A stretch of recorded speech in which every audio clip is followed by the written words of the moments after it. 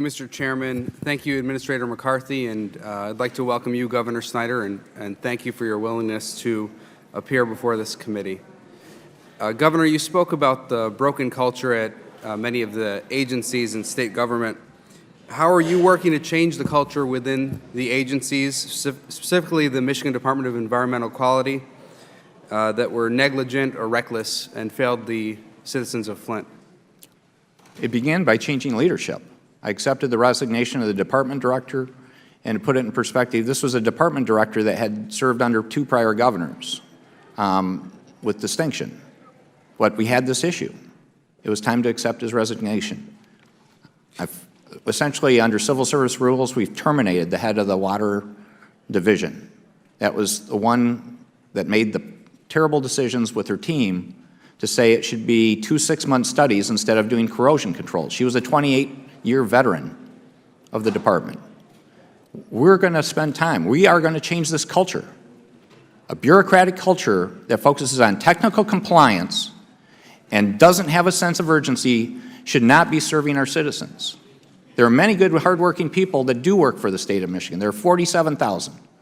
But I am committed to finding the instances where these people haven't gotten the idea that we work for the citizens, and I am going to be relentless in following up to make sure we make the changes necessary that this never happens again, whether it's in water area or any area of our state.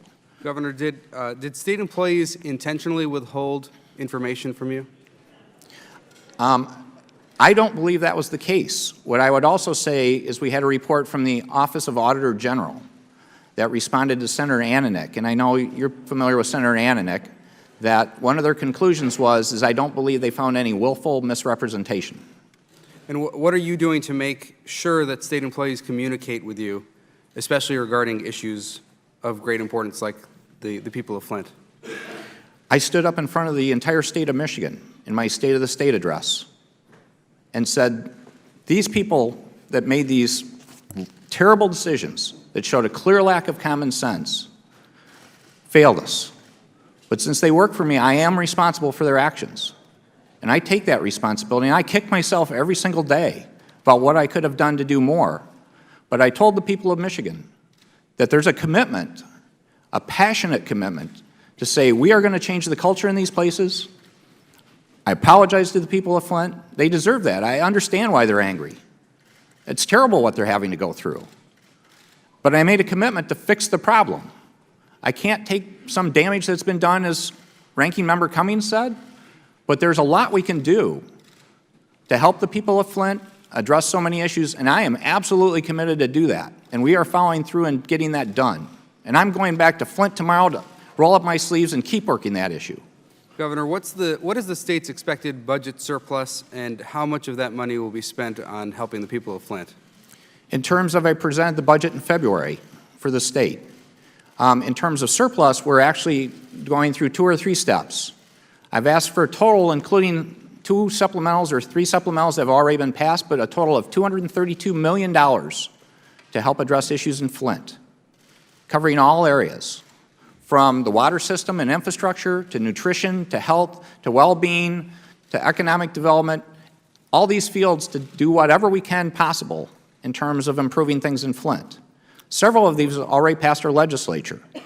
In addition, I asked for $165 million that would have been a rainy day fund deposit to go into a state infrastructure fund to say this is not an issue just for Flint, but let's start putting aside the long-term resources to say we have an infrastructure problem in the state of Michigan that's a national problem.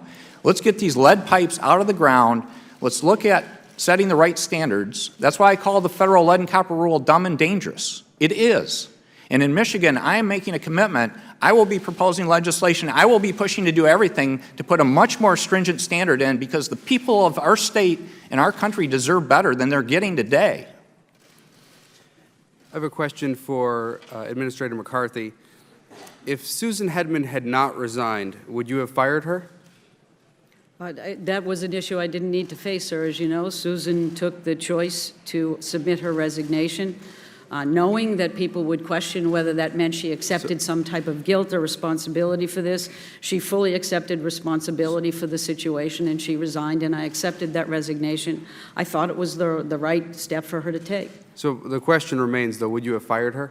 I didn't have to face that decision, sir. I yield back. Gentleman's Yield back.